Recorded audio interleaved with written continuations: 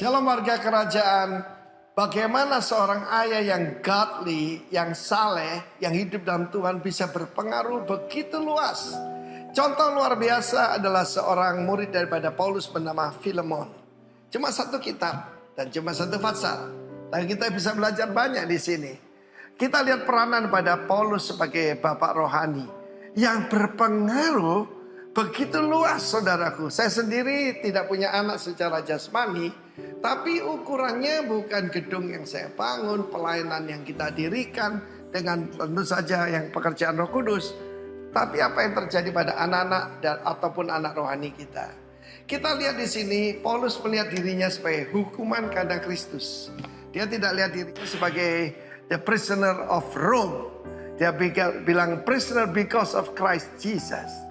Dan Timotius saudara kita lihat di sana hubungan yang sangat baik. Dan kepada Filemon adalah seorang pengusaha. Dan saudaraku kita melihat di Kolose. Dan juga disebut co-partner ataupun co-worker daripada Rasul Paulus. Dan Apphia yang disebutkan dalam ayat kedua, ini adalah istri daripada Filemon dan putranya bernama Archippus, yang juga disebutkan dalam kitab Kolose salah satu teacher, pengajar di dalam jemaat. Tapi dimulai di mana? Jemaat di rumahmu. Menarik sekali. Influence-nya itu meluas saudaraku ya, sampai kepada komunitas. Dan kita melihat di sini contoh pembapaan yang luar biasa. Ada disebutkan seorang bernama Onesimus. Filemon ini seorang pengusaha yang mapan. Dari mana kita tahu? Sebab dia punya hamba-hamba, termasuk Onesimus ini. Dan juga dia seorang berpengaruh.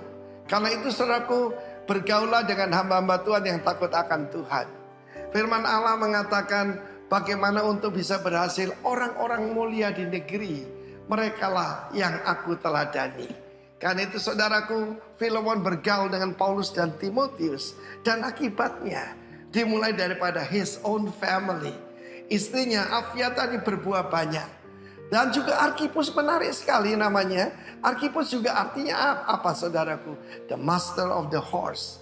Apakah horse itu? Nafsu orang muda saudara. Rupanya dia ini punya penguasaan diri yang sangat tinggi. Tetapi Filemon menarik sekali, yaitu the one who kisses. Artinya seorang yang sangat-sangat pandai bergaul saudara ya. Firman Allah mengatakan orang yang memberikan jawaban yang tepat seperti mencium bibir. Ada satu pepatah Tionghoa berkata, kalau Anda bisa tersenyum jangan buka toko, saudaraku. Dan di sini kita lihat bagaimana ada jemaat di rumah yang dia bina, bahkan menjadi besar, menjadi jemaat di Kolose yang dewasa dan luar biasa itu. Kita lihat berkat dari orang tua ayat ketiga, kasih karunia dan damai sejahtera dari Allah Bapa kita dan Tuhan Yesus menyertai kamu. Dan dia selalu mengucap syukur pada Tuhan. Setiap kali aku mengingat engkau.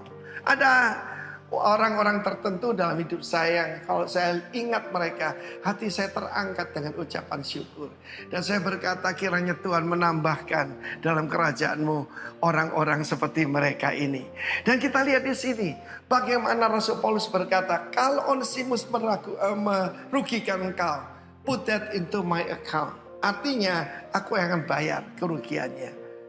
Menjadi seorang gembala itu tidak mudah dan perlu anugerah Tuhan, apalagi jadi bapak rohani. Dalam hidup saya ketika saya jadi penginjil, hidup saya gampang sekali saudara ya. Berserta dengan Tuhan kemana-mana saya berkhotbah di lapangan-lapangan. Bahkan baru minggu yang lalu saudaraku, di kota Dobo, di Kepulauan Aru, saya masih berbicara di tengah lapangan saudara. Tetapi ketika jadi gembala, memerlukan double grace, apalagi menjadi bapak rohani. So help me God. Dan saya berdoa semua bapak-bapak mendengar ini, coba periksa apakah istrimu berbuah, apakah dia penuh dengan sukacita, apakah dia berbahagia, dan bagaimana dengan anak-anak kita. Ingat apa yang saya sampaikan, bahwa anak-anak yang tidak bisa dituduh karena hidup tidak tertib.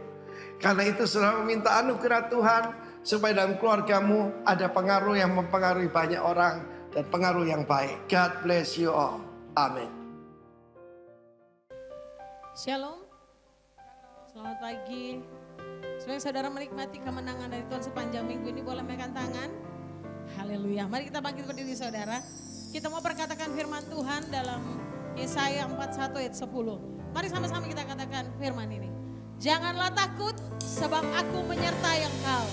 Janganlah bimbang sebab aku ini Allahmu. Aku akan meneguhkan, bahkan akan menolong engkau. Aku akan memegang engkau dengan tangan kananku yang membawa kemenangan. Mari beri tepuk tangan buat Tuhan kita pagi ini. Kami percaya Tuhan, kemenangan demi kemenangan itu engkau sudah siapkan buat setiap kami pagi ini. Kami menikmati penyertaan-Mu sepanjang minggu ini. Karena hanya pagi ini kami mau bersorak-sorai, kami mau merayakan sukacita kemenangan yang Tuhan sudah siapkan dan sudah Tuhan berikan buat kami pagi ini. Kami mau menari, kami mau bernyanyi, kami bersukacita bersama dengan Engkau pagi ini Tuhan. Bertahtalah di tempat ini dan biarlah Engkau yang beracara pagi ini Tuhan. Dalam nama Tuhan Yesus, haleluya. Amin. Mari beri tepuk tangan buat Tuhan kita pagi ini. Haleluya. Biarlah kekuatan kita pagi ini saudara. Haleluya. Engkaulah kekuatan kami Tuhan, perisai kami, perlindungan kami. Haleluya.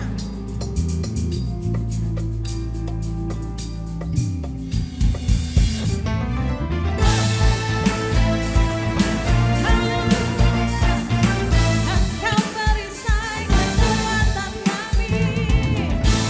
Kemenangan ada bersama kami. Haleluya. Mari sama-sama katakan tujuannya. Meski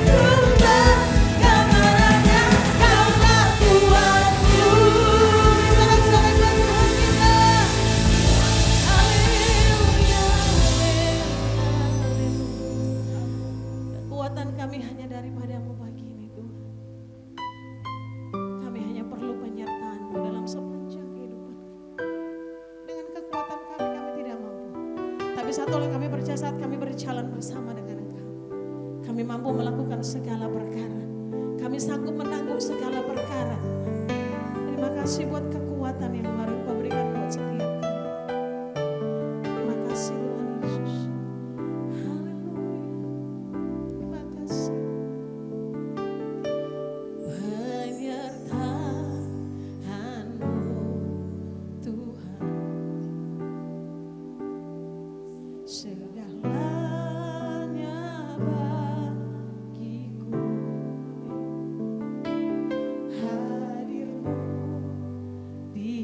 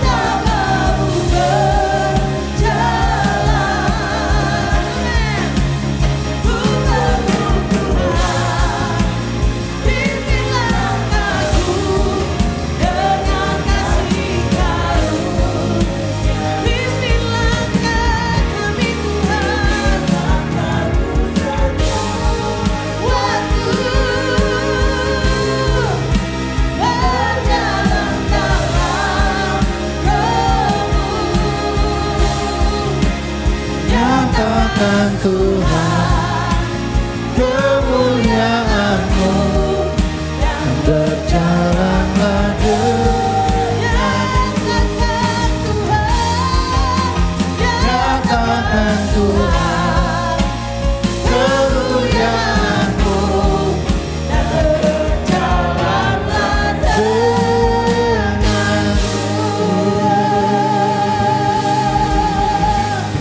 Haleluya.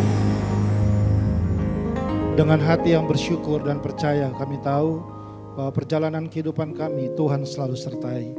Karena itu pada pagi hari ini Tuhan, kami membuka hati kami untuk izinkan firman Tuhan mendarat di hati kami yang subur.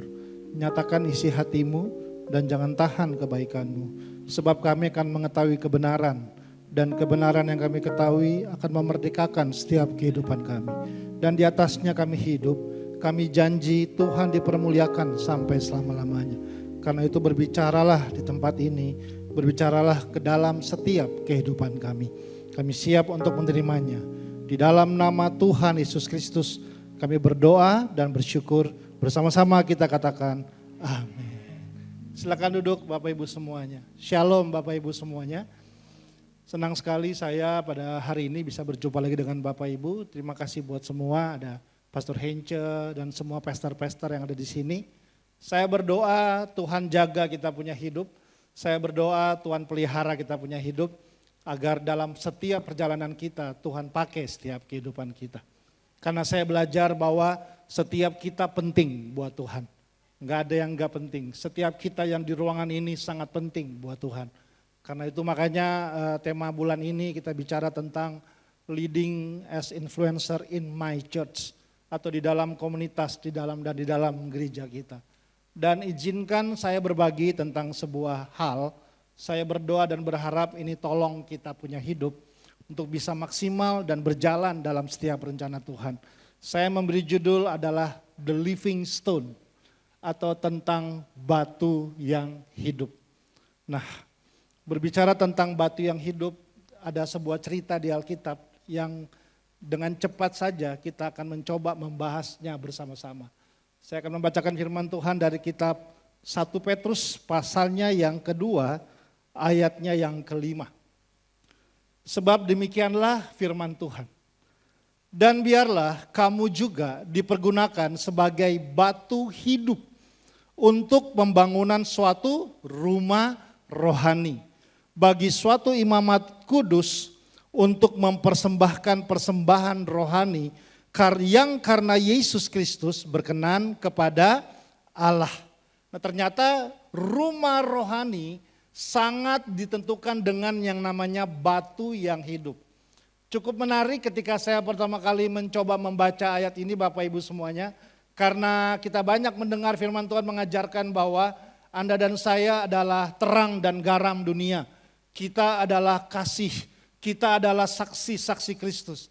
Tapi Petrus memakai sebuah terminologi bahwa kita juga disebut sebagai batu yang hidup gitu ya. Dan kalau Bapak Ibu belajar dan membaca Alkitab, saya menemukan bahkan dari zaman perjanjian lama, Tuhan beberapa kali memakai yang namanya batu sebagai sebuah tanda untuk dia berbicara kepada umatnya. Kadang-kadang beberapa kali Tuhan memakai batu untuk dia mencoba menyampaikan sesuatu kepada umatnya. Masih ingat peristiwa ketika Yakub semalaman bergumul dengan Tuhan.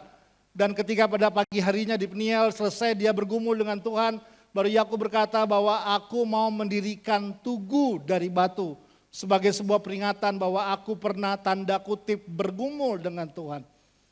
Sampai di perjanjian baru ada sebuah peristiwa ketika Yesus sedang berdiskusi dengan murid-muridnya. Yesus bertanya dengan sebuah pertanyaan penting kepada murid-muridnya. Menurut kalian siapakah aku ini? Lalu semua murid-murid ya karena pertanyaannya bukan untuk diri mereka, mereka menjawab dengan apa yang mereka bisa jawab. Mereka bilang, ada yang bilang kamu Yohanes Pembaptis, ada yang bilang kamu itu Yeremia, ada yang bilang bahkan terakhirnya kamu itu nabi-nabi yang lain. Lalu akhirnya Yesus sampai pada pertanyaan kedua yang sangat penting. Oke, itu menurut kamu, itu menurut mereka, tapi menurut kamu siapakah aku ini? Kita tahu waktu itu hampir semua murid gak bisa menjawab, sampai tiba-tiba satu murid yang bernama Petrus Hari itu dia masih bernama Simon bin Yunus. Dan Petrus menjawab, engkau adalah Mesias, anak Allah yang hidup. Nah lalu, nanti Bapak Ibu boleh baca ya di kitab Matius ya, saya sengaja nggak membukanya.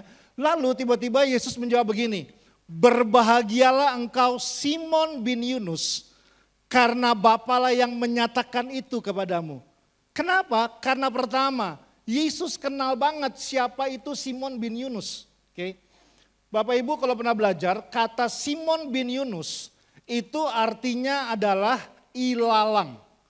Tahu ilalang ya? Ilalang itu dia selalu hanya bergerak kemana arah angin bergerak. Kalau angin bergerak ke kanan, ilalang akan bergerak ke kanan. Kalau angin bergerak ke kiri, ilalang akan bergerak ke kiri.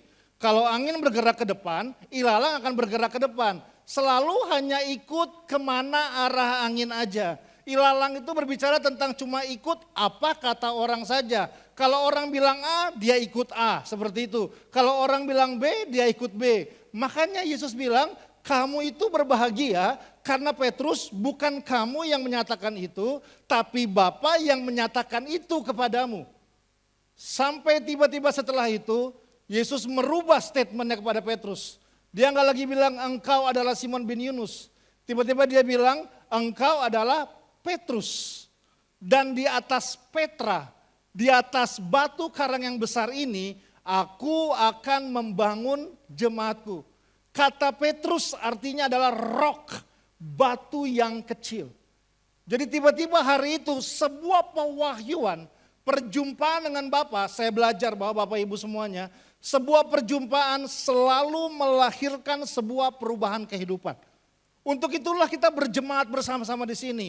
Karena perjumpaan kita dengan Tuhan melahirkan perubahan dalam kita punya hidup. Perubahan perilaku, perubahan pola pikir, perubahan tindakan dalam apa yang kita bangun. Karena apa? Karena perjumpaan kita dengan Tuhan selalu akan membawa perubahan kehidupan.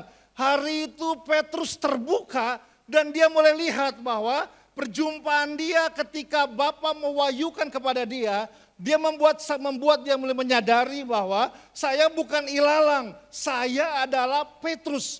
Petrus artinya adalah batu yang kecil. Dan Yesus bilang di atas batu karang yang besar, aku akan mendirikan gerejaku. Atau aku akan mendirikan jemaatku. Dan itulah yang akhirnya membuat sampai akhirnya Petrus dengan pewahyuan yang dia terima dan dia mulai hidupi, sampai akhirnya waktu dia dapat kesempatan menulis sebuah surat, dia bilang begini, kita ini adalah batu yang hidup. We are the living stone. Kita adalah batu yang hidup. Dan itu yang Petrus coba sampaikan bahwa untuk membangun sebuah rumah rohani, diperlukan sebuah bahan dasar yang namanya batu yang hidup. Buat gedung ini Bapak Ibu, kita perlu semen, batako, dan semuanya. Tapi membangun sebuah rumah rohani yang paling penting bukan cuma tentang sound system, semen, batako, dan semua yang ada. Saya nggak bilang ini nggak berguna. Tapi hal yang paling utama adalah selama di dalam rumah rohani tersebut ada ditemukan yang namanya batu-batu yang hidup. Yang ada bersama-sama. Disitulah rumah rohani terjadi semuanya. Amin. Nah, bagaimana batu yang hidup itu terbangun? Apa yang menjadi ciri-ciri tentang batu yang hidup? Itu yang dengan cepat saja kita akan belajar. Seperti biasa, poin saya 370 poin Bapak Ibu ya. Jadi jam 1 siang kita selesai. Yang mau bilang amin yang keras. Bercanda saja Bapak Ibu, jangan marah Bapak Ibu ya. Oke, hal yang pertama saya temukan. Bicara tentang batu yang hidup. Batu yang hidup itu bicara tentang namanya adalah positioning. Atau posisi. Dan identitas yang pertama. Bahwa batu yang hidup itu berbicara tentang sebuah identitas dalam kita punya hidup. Makanya Petrus bilang kita bukan cuma batu. Tapi batu itu adalah batu yang hidup. Nah makanya prinsip penting dalam perjalanan kita sebagai rumah rohani. Kita perlu tahu siapa diri kita di hadapan Tuhan. Kita perlu tahu identitas yang sejati yang perlu terbangun dalam kita punya hidup. Makanya saya belajar selain rumah, gereja adalah tempat terbaik kita memperbaiki siapa jati diri kita yang sebenarnya. Kalau gereja malah membuat tempat orang rusak identitasnya, saya pertanyakan dengan besar di situ. Harusnya gereja menjadi tempat orang yang gak kenal siapa dirinya, orang yang akan kenal siapa Tuhan, berjumpa dengan Tuhan, berubah hidupnya, mengalami perubahan dalam perjalanan kehidupannya. Nah, identitas seperti apakah berbicara tentang batu yang hidup? Nah, itu kita bisa lihat di ayat di atasnya. Di ayat yang pertama dan ayat yang kedua dikatakan begini. Karena itu buanglah segala kejahatan, segala tipu muslihat, dan segala macam kemunafikan, kedengkian, dan fitnah. Dan jadilah sama seperti bayi yang baru lahir, yang selalu ingin akan air susu yang murni dan yang rohani. Supaya olehnya kamu bertumbuh dan beroleh keselamatan. Oh, jadi ternyata bicara tentang identitas batu yang hidup dalam rumah rohani. Yang pertama adalah membangun kehidupan yang meninggalkan kejahatan, meninggalkan tipu muslihat, meninggalkan kemunafikan, meninggalkan kedengkian, meninggalkan fitnah dalam setiap kita punya perjalanan. Jadi kita perlu ambil waktu lihat kita punya diri. Apakah di dalam perjalanan kita kemunafikan masih terjadi? Apakah dalam perjalanan kehidupan kita kedengkian dan fitnah masih sering berbicara? Apakah dalam perjalanan kehidupan kita kejahatan dan tipu muslihat mungkin masih sering terjadi? Saya belajar siapapun kita, apapun jabatan kita, selama kita nggak pernah bereskan area ini, akan menjadi tantangan dalam setiap perjalanan kita. Karena itu berarti prinsip yang pertama tentang identitas, bicara tentang hidup tanpa kompromi dalam kita punya hidup. Hidup tanpa kompromi karena apa? Ya udah Bapak Ibu ya, kita semua pasti setuju bahwa hari ini kita sedang hidup di tengah-tengah dunia yang kaya dengan kompromi. Selalu ada tantangan, selalu ada pilihan-pilihan untuk kita dalam pekerjaan, dalam membesarkan anak, dalam pendidikan, bahkan dalam pelayanan sekalipun. Untuk kita bisa belajar, siapkah saya menjadi batu yang hidup, yang berjalan tanpa kompromi dalam saya punya hidup. Artinya kita perlu lihat kembali kita punya diri. Namanya juga identitas. Artinya lihat ke dalam. Apakah masih ada tipu muslihat? Kedengkian, kemunafikan, kejahatan. Yang kita perlu bereskan dalam kita punya hidup. Karena berbicara tentang batu yang hidup. Yang pertama adalah hidup tanpa kompromi dalam kita punya perjalanan. Baru ayat kedua dikatakan, dan jadilah sama seperti bayi yang baru lahir, yang selalu ingin akan air susu yang murni. Hal yang kedua tentang identitas.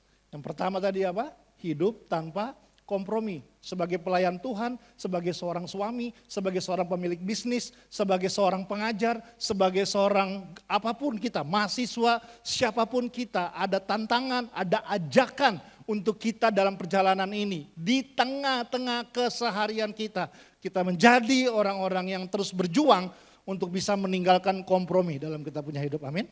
Tapi yang kedua ternyata berbicara tentang hidup seperti seorang bayi yang baru lahir. Artinya apa Bapak Ibu?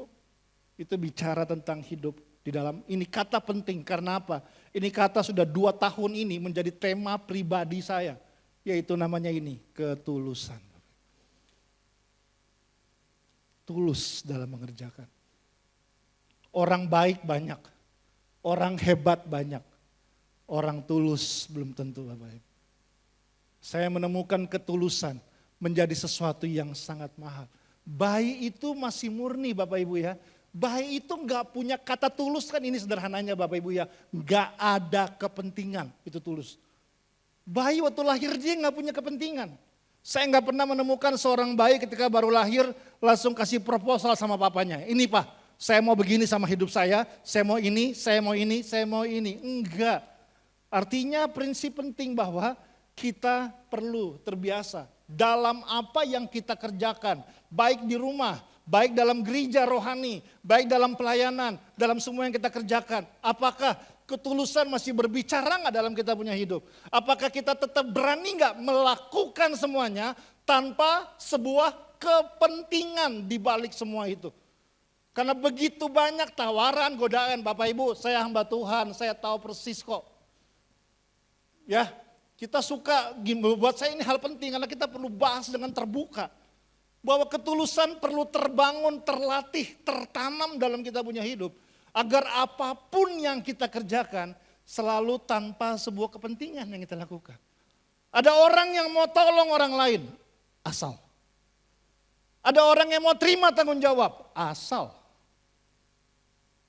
Tapi saya belajar bahwa di dalam perjalanan kita selalu bahwa yuk terbiasalah melakukan segala sesuatu dengan sebuah ketulusan. Bapak Ibu saya tahu tulus itu di dalam Bapak Ibu ya. Orang gak lihat.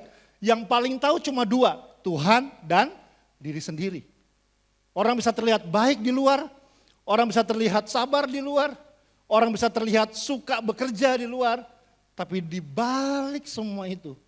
Hanya kita yang tahu. Saya melakukan ini dengan sebuah ketulusan apa enggak dalam perjalanan kehidupan saya. Waktu orang terbiasa melakukan sesuatu tanpa kepentingan dalam perjalanannya. Waktu orang terbiasa melakukan sesuatu dengan sebuah ketulusan, ini dia. Apapun yang dia lakukan, fokus utamanya bukan ini.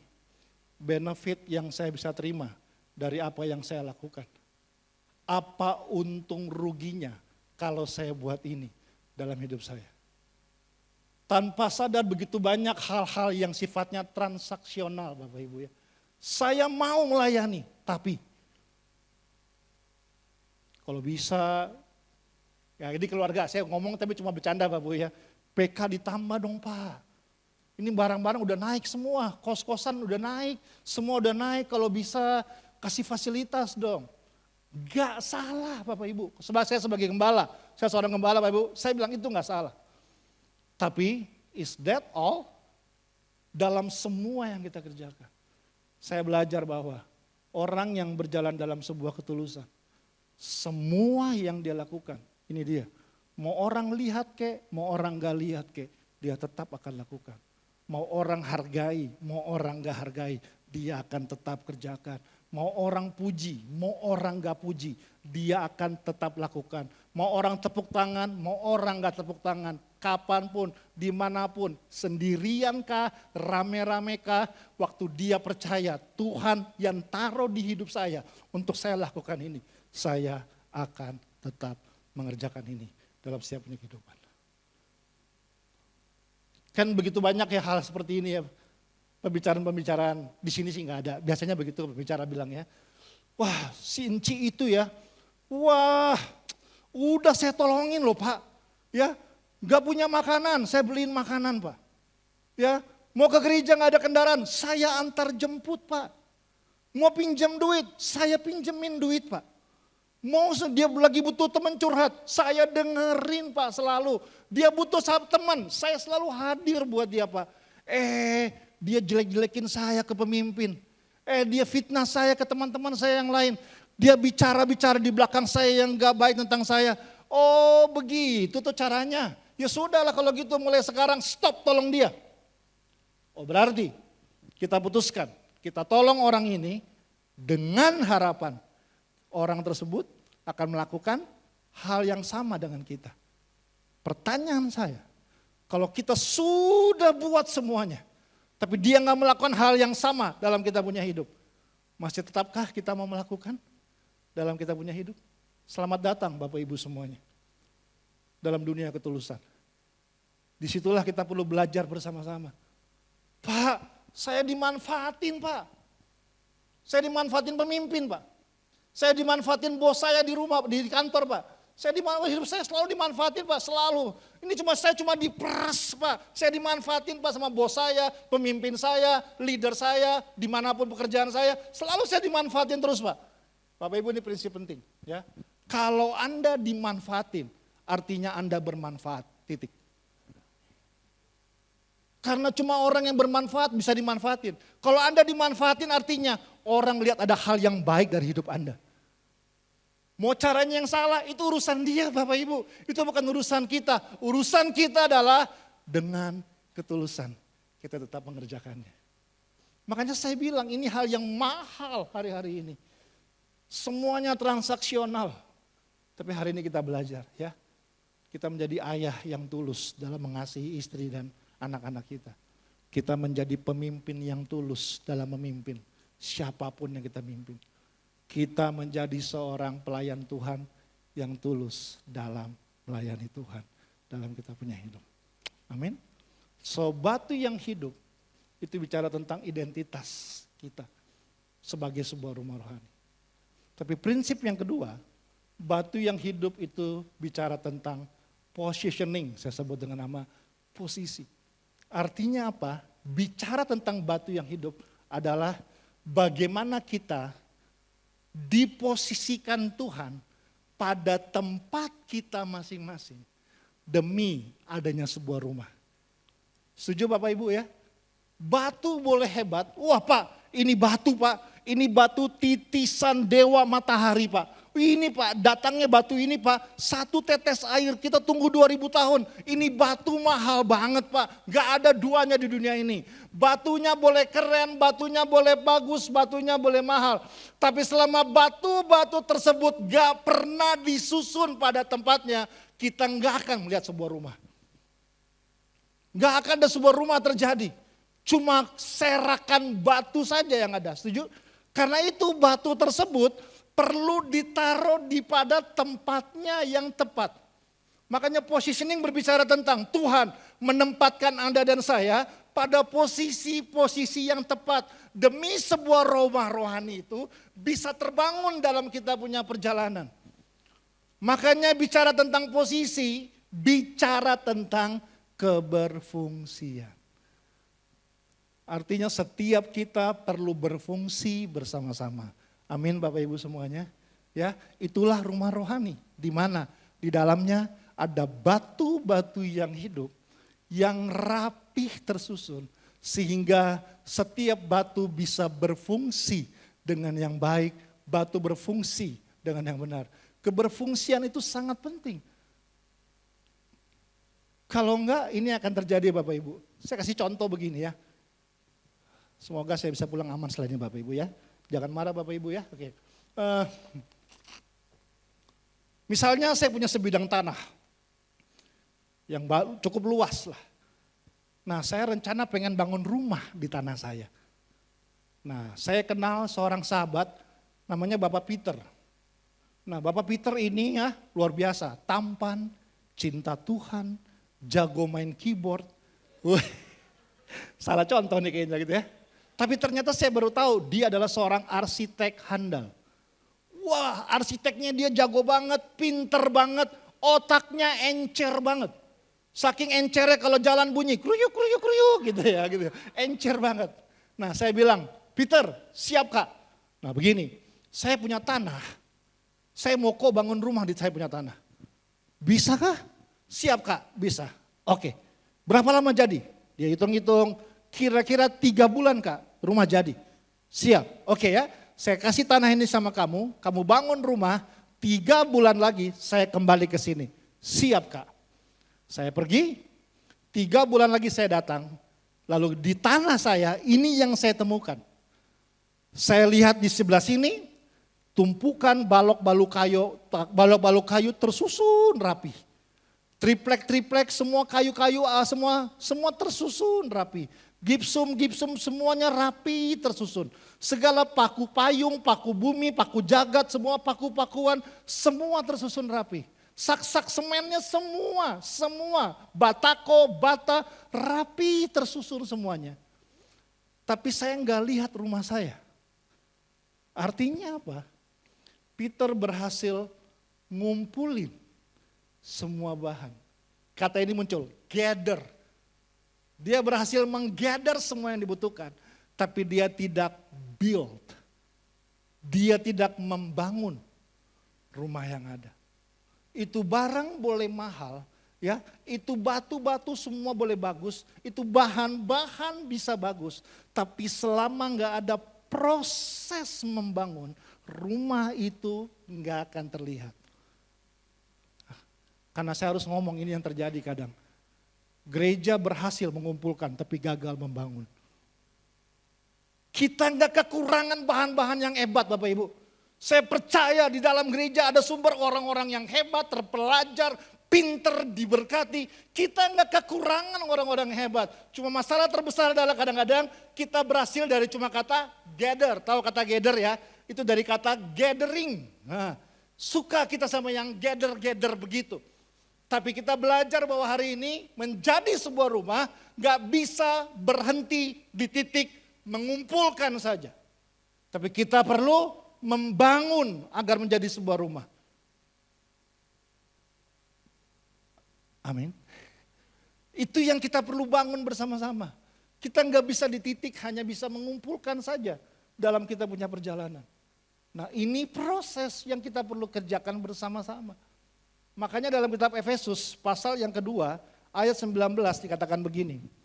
Demikianlah kamu bukan lagi orang asing dan pendatang, melainkan kawan sewarga dari orang-orang kudus dan anggota-anggota keluarga Allah. Firman Tuhan bilang, ya ini kan kita sering pakai ya di gereja-gereja pada umumnya. Ketika ada jemaat baru di sini gitu ya, ada yang berdiri, wah Bapak Ibu Anda bukan orang asing gitu ya, Anda menjadi bagian kita, welcome home gitu ya. Nah kadang-kadang itu yang terjadi semua, loh kenapa? Ada yang salah Bapak Ibu? Enggak kan Bapak Ibu ya? Oke. Yang nonton YouTube, ya udah amin gitu ya, oke Bapak Ibu.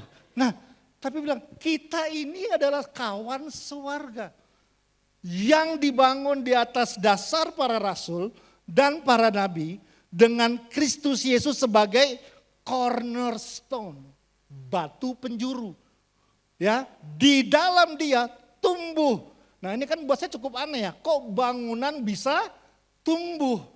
Nah, makanya Petrus bilang kita ini batu yang hidup. Di dalam dia tumbuh seluruh bangunan, apa dikatakan? Rapi tersusun. Menjadi bait Allah yang kudus di dalam Tuhan.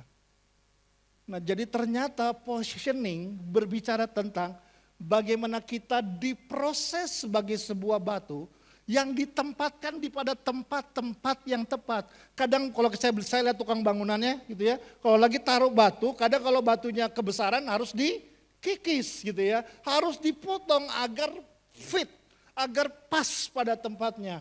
Nah itu yang perlu dibangun, ditaruhlah batu pada tempat-tempatnya agar setiap kita bisa berfungsi di dalam kita punya perjalanan. Rumah rohani barulah menjadi rumah rohani ketika semua batu yang di dalamnya ditempatkan pada posisinya. Artinya ketika semua batu yang di dalamnya bisa berfungsi dengan benar di dalam kita punya perjalanan. Makanya gereja itu bukan food court Bapak Ibu. Gereja itu bukan restoran kan.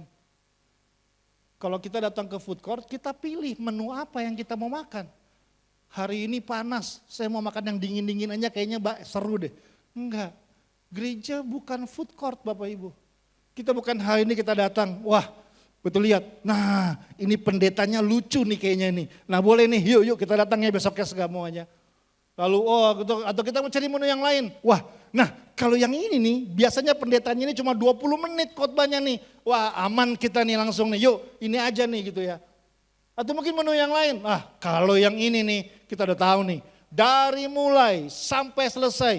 Ini Bapak Pendeta dia marah terus. Semua dia marahin. AC panas dia marahin. Lampu silau dia marahin. Nah kalau ini alasannya apa ya? Enggak, gereja bukan tempat itu. Tapi gereja tempat kita berfungsi bersama-sama. Yang jadi tantangan adalah ketika orang datang ke tempat ini, dan ini cara pikirnya. Apa benefit saya menjadi jemaat Rock Makassar? Kalau saya mau di sini, apa untungnya buat saya? Apa yang saya bisa terima? Kalau saya ada di sini. Di sini saya belajar bahwa ini bukan cuma tempat di mana kita bisa menerima sesuatu Bapak Ibu. tapi tempat di mana kita bisa memberi kita punya hidup untuk bisa melayani bersama-sama sebagai batu yang hidup dalam kita punya perjalanan. Satu waktu Bapak Ibu ya, dulu saya pernah tinggal di keluarga saya di Jakarta, di sebuah daerah perumahan, saya sering sebut namanya itu daerah Misbang. Tahu apa arti kata Misbang Bapak Ibu? Dikit-dikit misi bang gitu ya, dikit-dikit misi bang gitu ya, karena jalannya kecil nggak besar. Nah di situ banyak masjid, banyak surau, banyak mushola gitu ya. Sehingga saya banyak bergaul dengan sahabat-sahabat muslim saya. Dan selama saya bergaul dengan teman-teman muslim saya hampir nggak pernah dengar mereka bilang begini, besok saya mau pindah masjid Kenapa? Khotbahnya nggak bagus, khotibnya nggak bagus, saya nggak bertumbuh di sini. Saya nggak pernah dengar mereka bicara besok gua mau pindah masjid aja. Kenapa? Wah saya nggak dilihat, nggak pernah ditegur, nggak pernah disapa, nggak pernah dilayanin, nggak. Saya nggak pernah dengar mereka cerita besok saya mau pindah masjid aja. Kenapa? Sendal saya hilang, kadang udah 5 kali hilang, tetap di situ. Kenapa? Karena ini yang saya temukan tentang mereka. Mereka hanya datang untuk beribadah, titik. Gak ada yang lain. Tapi kita kan kalau boleh jujur kan, terluka di sini, kecewa di sana, marah di sini, dan semua akhirnya berkumpullah semua kita di sini. Belum tentu ini menjadi gereja pertama Anda dari bertobat. Benar? Saya berkali-kali juga ganti gereja kok, sama kita Bapak Ibu semua. Tapi kadang-kadang kita datang untuk beribadah, agar. Nah di sini kita perlu belajar bersama-sama. Bahwa yuk, kalau kita benar-benar membangun sebuah rumah rohani, kita perlu berfungsi bersama-sama. Kita perlu melihat ini sebagai bagian dalam perjalanan kehidupan kita. Semua sama-sama dalam kita punya hidup. Saya didik staf saya didik full timer saya didik semua tim yang berjalan-jalan bersama-sama dengan saya. Mereka udah tahu model saya. Oke. Jadi kalau ada mungkin yang tiba-tiba satu orang datang dan bilang, Pak ini kameranya kurang bagus nih Pak. PowerPoint-nya nggak bagus ini, gimana sih? Kita kurang jelas ruangan seperti ini. PowerPoint-nya apa? LCD-nya kayaknya udah lama nih, kayaknya kurang bagus nih Pak. Buat saya gampang. Itu artinya Tuhan gerakin Anda untuk beli LCD yang baru. Selesai masalah. Selesai. Loh, yang lain nggak komplain, cuma dia yang komplain. Pak, kameranya ini Pak kurang jernih Pak. Mukanya Pak Pendeta di depan kurang bagus.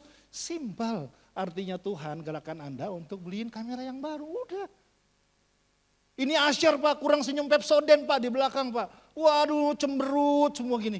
Sederhana, Tuhan gerakan Anda taruh untuk jadi mungkin salah satu koordinator Asyar di gereja. Karena apa? Saya selalu datang, jangan datang komplain tanpa bawa sebuah solusi. Ini rumah kita sama-sama, kita bangun sama-sama. Kita berfungsi sama-sama. Amin. Masih aman, terima kasih Tuhan. Oke ya. Jadi ini yang kita perlu bangun Bapak Ibu. Keberfungsian bersama-sama. Ya. Jadi mulai datang sama Bapak Gembala, ganti perkataannya. Jangan minta, bilang gini, Pak Bu Gem, manfaatkan saya. Nah begitu. Jangan minta tolong terus. Manfaatkan saya Pak. Ini saya tersedia, Bapak mau suruh saya apa? Bapak mau saya suruh apa? Apa yang saya bisa kerjakan? Apa yang saya bisa bantu? Apa yang saya bisa layani Pak? Saya mau belajar tulus mengerjakannya. Saya mau belajar melayani dengan tulus. Saya mau belajar melakukan dengan tulus. Saya mau belajar tanpa ada embel-embel dan kepentingan apapun di balik itu semua. Karena sederhana, ini rumah rohani saya Pak. Ini bukan hotel, ini bukan losmen, ini bukan guest house. Ini rumah saya Pak. Apa yang saya bisa bantu? Ya, mulai datang dengan sikap yang berbeda.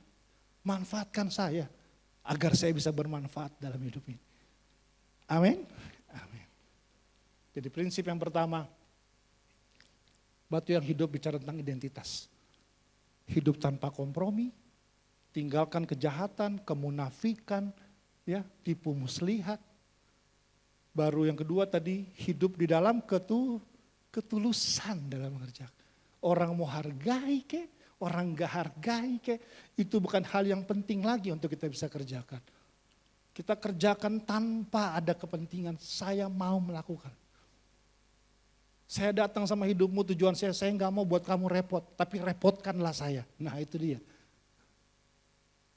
Baru yang kedua, batu yang hidup bicara tentang posisi. Bagaimana kita ditaruh, Kakak Peter boleh bantu saya Kakak Peter? Baru gimana kita diposisikan di posisi yang tepat. Semua punya fungsinya masing-masing. Ya. Semua punya bagiannya masing-masing. Keberfungsian itulah kita perlu bangun. Nah di rumah rohani ini kita dilatih untuk bisa berfungsi di situ. Main di mana aja Kak, bebas. Ya, pelan-pelan Kak. Amin. Yang terakhir, yang ketiga. Batu yang hidup bicara tentang perjanjian. Covenant. Agreement. Sebuah bentuk kerjasama. Bahwa batu yang hidup bicara tentang Tuhan mengikat perjanjian kepada kita. Bahwa Tuhan mengikat kerjasama. Makanya tadi dibilang kita kawan sekerja Allah. Amin. Masih ingat peristiwa di kitab Yosua pasalnya yang keempat. Ketika bangsa Israel keluar dari perbudakan di Mesir dan lewat tanah perjanjian. Dipimpin oleh Musa, mereka berhasil keluar dari Mesir. Seberangi Laut Teberau. Lalu mereka masuk pada fase yang kedua. Selama 40 tahun mereka berproses di padang gurun. Di situ shifting terjadi, perubahan terjadi. Generasi yang pertama meninggal semua. Lahir generasi baru, generasi kedua yang dipimpin oleh Yosua. Dan generasi ini Bapak Ibu, mereka lahir di padang gurun itu. Mereka besar selama 40 tahun di padang gurun itu. Setelah fase itu selesai, mereka mulai masuk pada fase berikutnya. Mereka sudah di penghujung tanah perjanjian. Sebentar lagi mereka sampai pada penggenapan janji. Tapi ketika mereka mau masuk tanah perjanjian, tiba-tiba mereka dihadapkan lagi dengan sebuah realita. Di depan mereka ada sebuah penghalang yang menghalangi mereka untuk sampai ke sana. Namanya ingat apa? Sungai Yordan. Sungai yang sangat besar. Saya diceritakan bahkan bahwa ada zaman dulu arusnya sangat deras. Tiba-tiba di tengah perjalanan mereka, sampailah mereka di tepi Sungai Yordan. Sekali lagi Bapak Ibu ya, generasi ini yang masuk ini, mereka semua lahir di tengah padang gurun Bapak Ibu. Mereka besar di padang gurun. Kira-kira logisnya aja, mereka bisa berenang gak Bapak Ibu ke seberang? Mungkin beberapa aja ya. Mungkin mereka baru pertama kali lihat yang namanya sungai. Karena sebelumnya mereka lihat cuma padang gurun doang.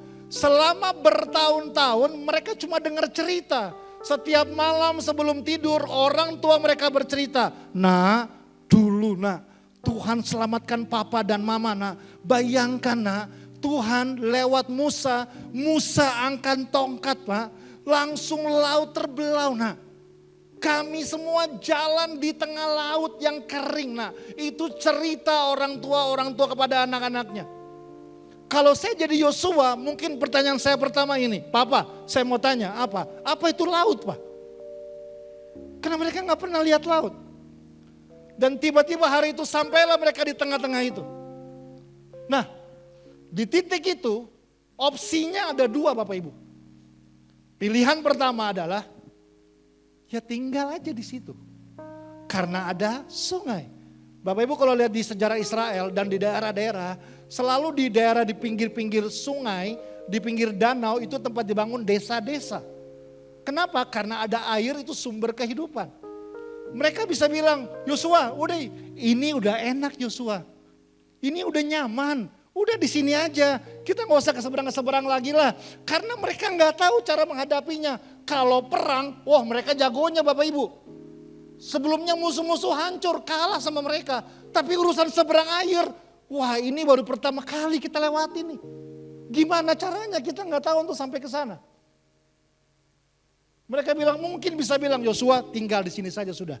Nyaman, enak, udah cukup. jauh lebih baik daripada di Mesir dan di padang gurun. Tapi Yosua bilang, yang Tuhan janjikan ada di seberang, bukan di sini. Alkitab bilang Yosua masuk kemah, dia berdoa sama Tuhan. Tuhan, kami ketemu jalan buntu Tuhan. Gak ada jalan. Kami gak tahu gimana melewatinya Tuhan. Tuhan suruh kami berperang, siap kami Tuhan. Mau lawan raksasa, kami siap. Tapi hari ini Tuhan, yang di depan kami belum pernah kami alami Tuhan. Belum pernah kami lewati. Kami gak tahu caranya Tuhan. Ini jalan buntu banget Tuhan. Kami gak tahu bagaimana kami harus berjalan. Tuhan bilang, enggak, kamu akan ke seberang. Aku yang pimpin kamu. Perintahkan pembawa tabut, berdiri di pinggir sungai.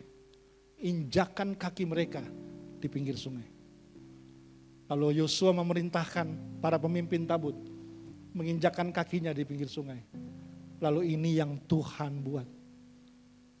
Dia tahan arus sungai dari satu sisi, dan satu yang sisi habis semua.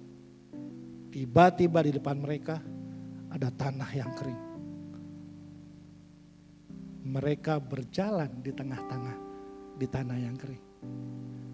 Sambil mereka jalan, Tuhan bilang begini. Dan Yosua berkata kepada mereka, menyeberanglah di depan tabut Tuhan Allahmu ke tengah-tengah sungai Yordan. Dan angkatlah masing-masing batu ke atas bahumu. Tahan dulu.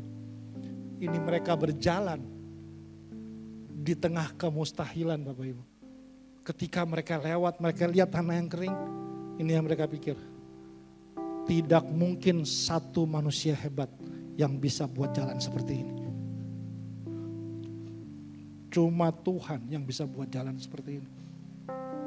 Tidak ada satu pahlawan di muka bumi yang mampu buat jalan ini. Hanya Tuhan saya yang bisa buat jalan ini. Lalu Yosua bilang, ambil batu itu. Menurut bilangan suku Israel. Supaya ini menjadi tanda di tengah-tengah kamu. Jika anak-anakmu bertanya di kemudian hari, apa artinya batu-batu ini bagi kamu? Next. Maka haruslah kamu katakan kepada mereka bahwa air sungai Yordan terputus di depan tabut perjanjian. Wow, ketika tabut itu menyeberangi sungai Yordan, air sungai Yordan terputus. Sebab itu batu-batu ini akan menjadi tanda peringatan bagi orang Israel untuk selama-lamanya. Yosua bilang ambil batu dari sungai sesuai dengan jumlah suku Israel. Setelah kau sampai ke seberang, bangun batu ini. Agar satu hari nanti kalau ada anak-anakmu, ada cucu-cucumu, tanya sama kamu, Opa, apa arti batu ini? Dan kamu akan bilang, Opa dulu kehilangan jalan, buntu, gak bisa tembus. Tapi Tuhan buka jalan. Tuhan buat kita semua jalan di tanah yang kering. Batu ini bicara tentang bahwa berjalan dengan Tuhan gak ada yang mustahil. Batu ini bicara bahwa Dia Tuhan yang gak pernah tinggalkan kita waktu kita lagi susah, waktu kita lagi kekurangan, waktu kita lagi gak punya apa-apa. Dia gak mungkin tinggalkan kita. Batu ini artinya bahwa Tuhan selalu jalan di depan kita, pimpin semua langkah kita di masa-masa yang sulit.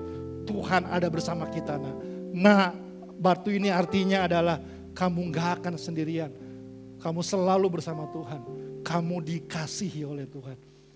Dan Tuhan yang sama juga akan pimpin jalanmu ke depan nanti. Tuhan yang sama juga akan buat semua yang menurutmu mustahil gak akan jadi mustahil lagi. Tuhan yang sama juga yang akan buat pintu-pintu yang tertutup akan terbuka dan kamu bisa berjalan di sana. Tuhan yang sama juga yang akan menyertai kamu selama-lamanya. Saya berdoa Bapak Ibu, keputusan kita ikut Yesus hari ini jadi tugu batu buat anak-anak dan cucu-cucu kita. Keputusan kita terima Yesus dan berjalan bersama Yesus hari ini menjadi peringatan buat generasi di bawah kita. Sehingga satu hari nanti cucu-cucu kita nanya sama orang tuanya, si Engkong dulu seperti apa sih Ma? Si Popo dulu seperti apa sih? Opa seperti apa sih? Dan mereka akan cerita, Engkongmu dulu gak percaya Tuhan. Hidupnya berantakan, hancur habis. Tapi satu hari engkongmu dijamah oleh Yesus. Hidupnya berubah, pulih kembali. Dan dia punya hidup yang berbeda. Dan Tuhan janji pelihara sampai waktu mama besar, Tuhan pelihara Tuhan berkati kita Dan kamu mesti tahu Tuhan yang sama akan pimpin hidupmu juga. Tuhan yang sama akan selalu menyertai kamu sampai kapanpun. Seperti itulah saya pengen dikenal Bapak Ibu dalam hidup saya. Bukan karena kepintaran, bukan karena kemampuan, bukan karena prestasi rohani. Saya mau dikenal sebagai orang yang percaya kepada Yesus dan memberi hidupnya kepada Tuhan dan izinkan Tuhan pelihara hidupnya sampai hari ini. Jadilah batu yang hidup agar kita bisa membangun sebuah rumah rohani dalam setiap kita punya perjalanan. Saya bersyukur bisa kenal keluarga besar Rock Makassar. Buat saya ini adalah tempat yang mana saya percaya Tuhan akan buat hal besar dari tempat ini. Saya percaya sama Aldi, saya percaya sama Felix, saya percaya sama Charles, sama Usi Ita, saya percaya sama Bapak Jeff, saya percaya sama Pak Sony, saya percaya sama semua yang ada di sini, sama Ola, sama Karey dan semua. Karena saya tahu Tuhan gak pernah salah taruh kita dalam rumah kita. Tapi kita perlu berfungsi bersama-sama. Kita perlu berjalan bersama-sama dan izinkan Dia pakai kita punya hidup. Amin Bapak Ibu. Tuhan berkati Tuhan. Aku berdoa Tuhan. Biar rumah rohani ini menjadi tempat di mana Tuhan melepaskan kehendak-kehendak-Mu. Jadi tempat di mana Tuhan menyatakan rencana-Mu. Berkati setiap kami di tempat ini agar hidup kami jadi berkat dan tulus dalam mengerjakan semua yang Tuhan mau dalam hidup kami.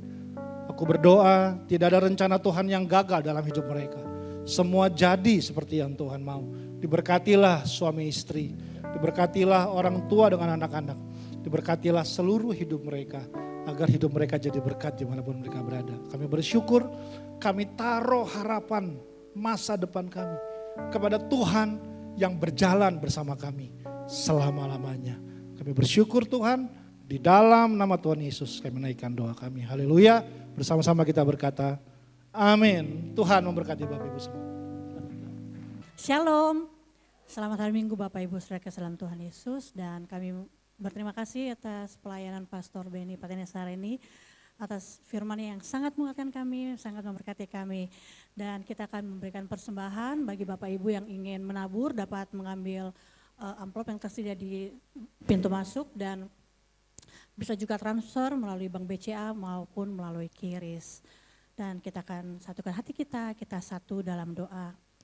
Terima kasih Tuhan atas firman-Mu Tuhan yang sudah ditaburkan oleh hamba-Mu yang sangat menguatkan kami, yang sangat memberkati kami.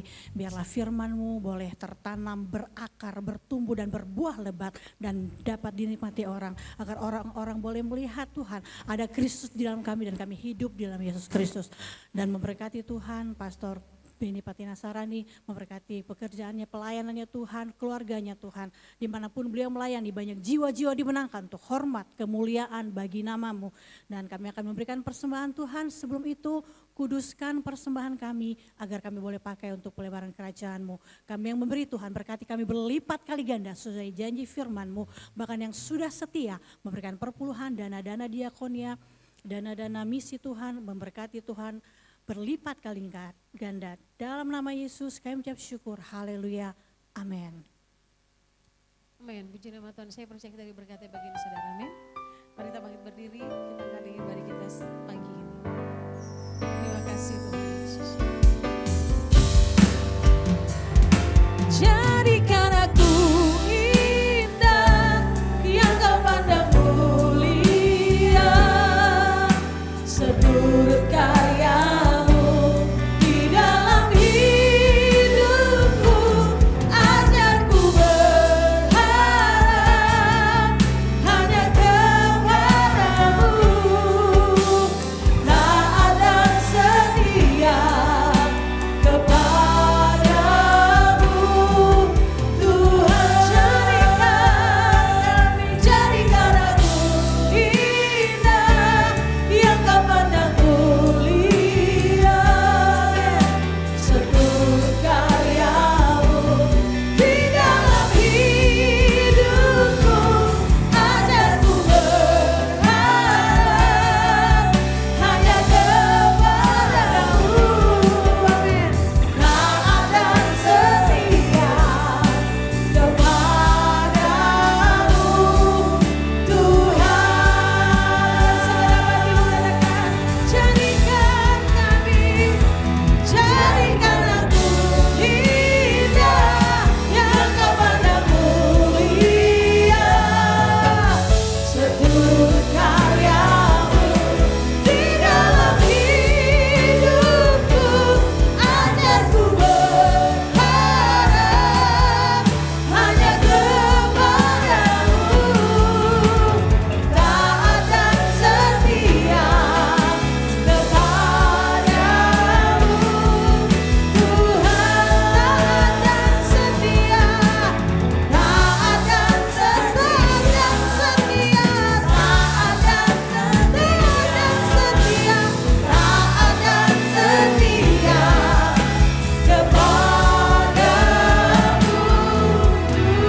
Tuhan.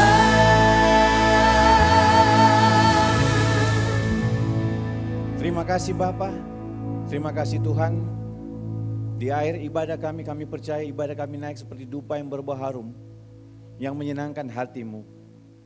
Untuk itu Tuhan, sebelum kami berpisah, biarlah tangan-Mu sendiri yang akan memberkati kami sekalian. Saudara-saudara yang terkasih, arahkanlah hatimu, angkatlah tanganmu, terimalah berkat dari Tuhan Yesus Kristus. Kasih karunia dan damai sejahtera dari Tuhan Yesus Kristus, cinta kasih Allah Bapa, Anak dan Roh Kudus, menyertai kita semua, mulai hari ini sampai Maranatha. Semua yang sudah diberkati Tuhan, sama-sama kita katakan, amin. Selamat hari Minggu. Selamat hari Minggu. Tuhan Yesus